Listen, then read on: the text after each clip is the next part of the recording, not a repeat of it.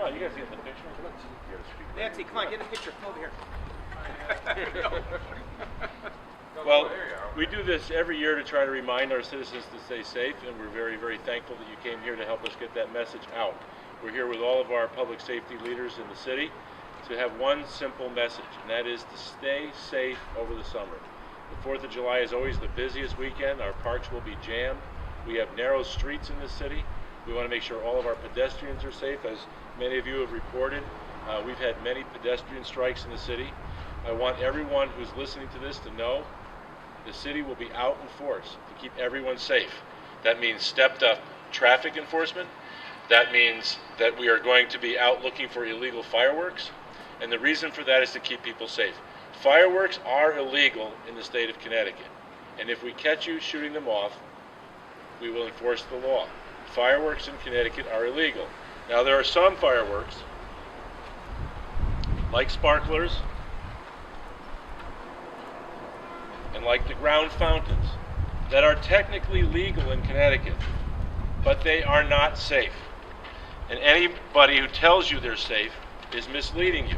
You must be 16 years of age to light a sparkler or to set off one of the ground fountains. And as a father of 4, I wouldn't let my children touch them. And I would encourage every parent to keep their children away from sparklers and from ground fountains. Now, an occasional sparkler in your hand, if properly supervised by an adult, is probably nothing that's going to be that dangerous, but even a sparkler can cause 2nd degree, 3rd degree burns on a child's hand. And we do have Dr. Schultz here from our nationally acclaimed Bridgeport Hospital burn unit, who's going to talk about some of the serious injuries that our children and adults are also facing. But we want to make sure that everybody understands the city will be out in force enforcing the law. And if you have illegal fireworks, you could be arrested. We would prefer that no one lights them off. One of the things that people don't realize, one of my neighbors was lighting them off. We couldn't exactly say who it was, and we couldn't find them, but it was one street over. And the sparks were flying onto adjacent properties. So it's great for a moment of excitement, but unfortunately, if not properly supervised like the city fireworks, the Barnum Festival fireworks are, we could have a very, very dangerous event occur. The reason we do this every year is because we have fire calls, we have police calls, and we have medical emergencies as a result of fireworks.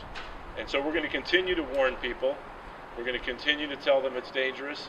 And every year I think that will mean that there'll be fewer instances like the ones that you're going to hear from Fire Chief Rooney, as well as Dr. Schultz from the Bridgeport Hospital Burn Unit.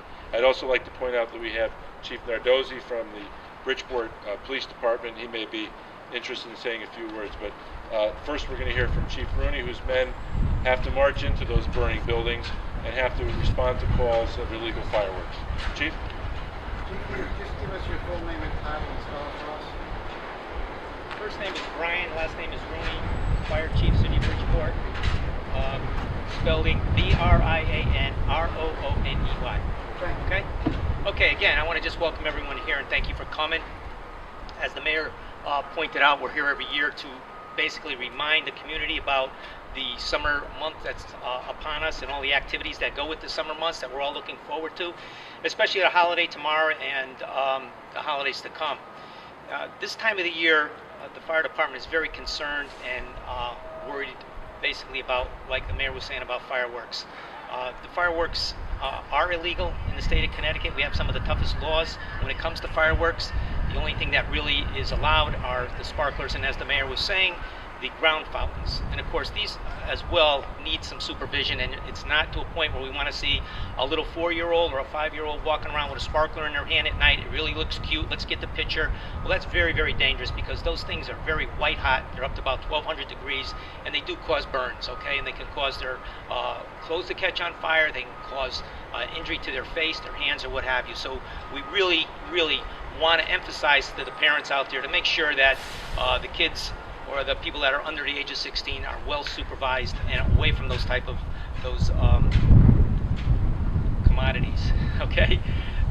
The other thing that we really want to talk about here is the safety with the fire hydrants. And it seems like this time of the year, many times you get a neighborhood where someone wants to open up a fire hydrant because it's very hot out and the kids want to cool off. Again, this is against the law. It's very dangerous. You put the entire neighborhood in danger when you're opening up a fire hydrant like that. I can't overemphasize that.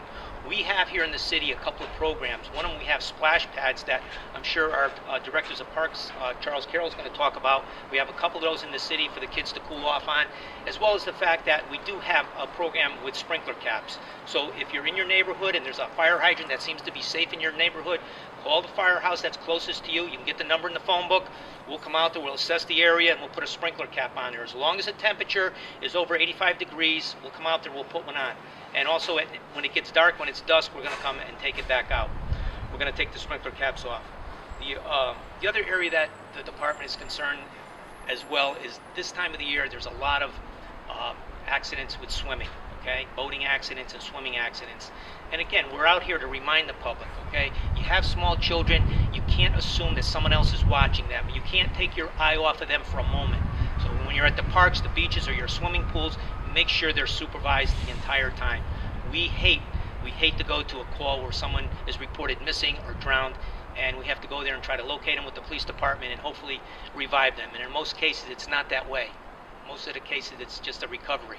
So keep that in mind, and we're here more or less to, not to scare you, but to have everyone know that the warm summer months are upon us. Enjoy them, have a good time, but remember the risks that go with this time of the year, okay?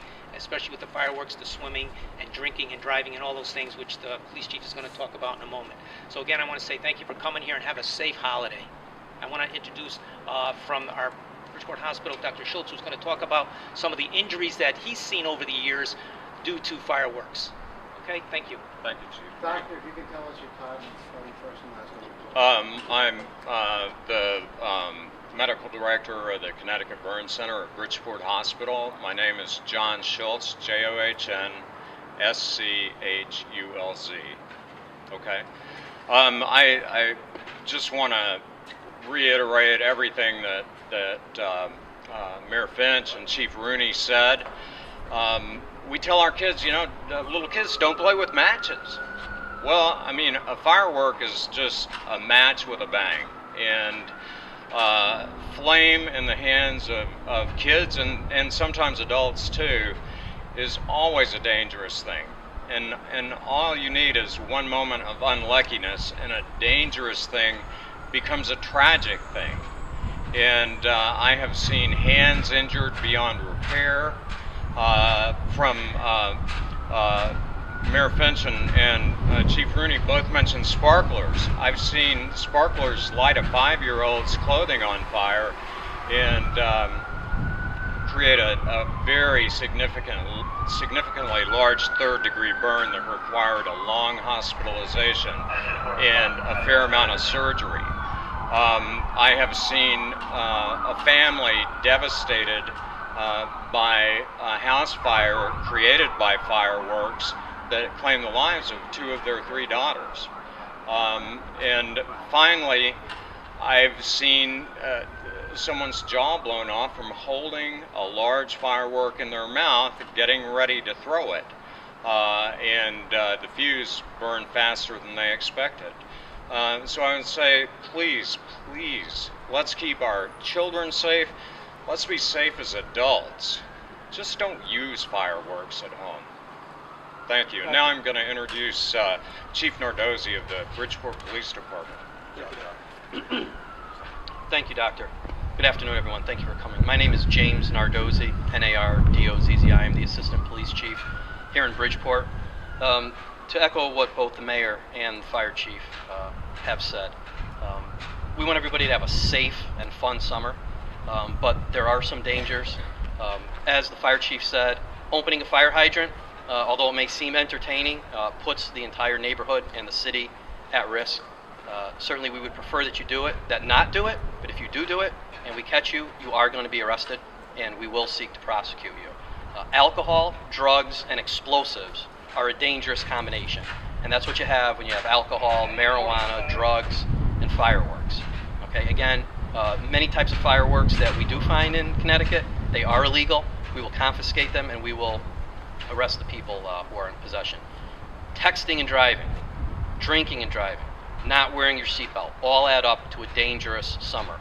Children are out playing, baseball goes in the middle of the road, frisbee goes in the middle of the road, children are chasing it, all right, especially at this time of the year, all right, when there are so many children, when school is out, all right, we urge you to please slow down, watch for children, especially as they dart out in between cars. Thank you, Your Honor. Any questions? Charlie, did you want to say anything about the parks? Where'd Charlie go? We are joined here by two of our lifeguards who keep us safe at Seaside Park. And if you have any questions, we could answer them for you right now. This is the Park City, and we want everybody to be safe in the parks at Seaside, at Beardsley, and all the other parks. Any questions? Thanks, everybody.